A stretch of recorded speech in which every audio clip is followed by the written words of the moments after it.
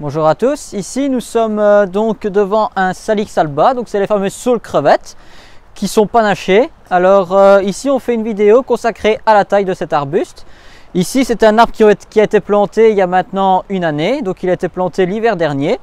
Alors c'est un arbre qui pousse très rapidement, on peut le voir ici, en une année voire 2 ans ça peut devenir quand même assez conséquent. L'intérêt de ces arbres là c'est qu'on les taille en tétard et bien souvent en boule.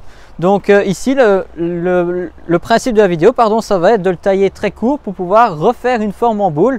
Ici on l'a laissé tranquille pour pouvoir le laisser reprendre vigueur. Le fait de le laisser tranquille ça va permettre qu'il puisse reprendre correctement et ça va éviter un stress inutile.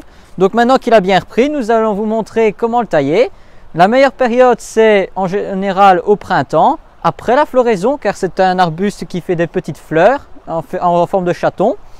Et bien souvent les gens aiment bien, donc si vous voulez les laisser pour en profiter, vous les laissez et vous taillez juste après. Ici pour le bien de la vidéo, je vais le faire maintenant, on se situe fin janvier. Donc on peut le faire avant la floraison, le problème c'est que si on le fait avant la floraison, d'office on n'a pas de fleurs. Mais ici l'intérêt c'est pas d'avoir la floraison, c'est de pouvoir le rajeunir et pouvoir former la boule qu'on aimerait avoir. Donc maintenant nous allons nous rapprocher et nous allons le tailler ensemble.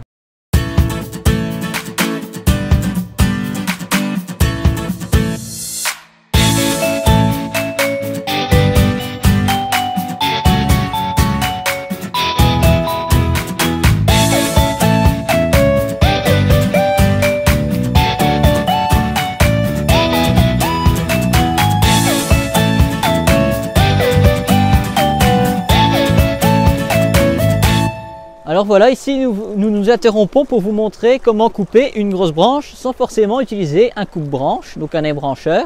Ici je suis avec un seul sécateur tout simple. Ici je vais déjà couper pour vous simplifier la vue, les petites branches qui sont autour. Je vais réduire cette branche-ci. Mais le problème c'est qu'elle est déjà quand même assez épaisse. Ça c'est une technique que mon collègue m'a expliqué, petit clin d'œil à lui. Vous mettez votre contre-lame côté déchet, la lame côté coupe, comme ça, donc la contre-lame est vraiment côté déchet. Vous sectionnez la branche de déchet, vous commencez à couper et vous pliez votre branche vers le bas.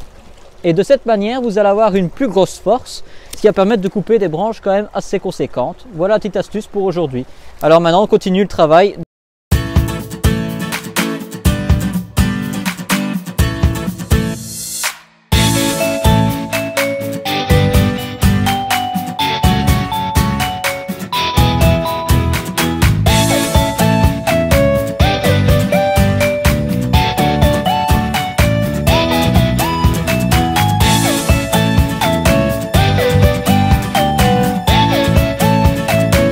Voilà, donc ici on arrive à la fin de notre travail de taille. Alors le principe en fait de cet arbre là, c'est que normalement il faut faire une boule avec. Ici je l'ai réduit très court, pourquoi? Parce que comme je ne l'ai pas taillé l'année passée pour le laisser reprendre correctement, et ben du coup l'arbre s'est étendu en longueur, mais nous ce qu'on veut c'est le rendre très dense, très compact. Donc ici je suis obligé de le tailler et de le rendre à nu pour pouvoir permettre de le retailler après plus en boule.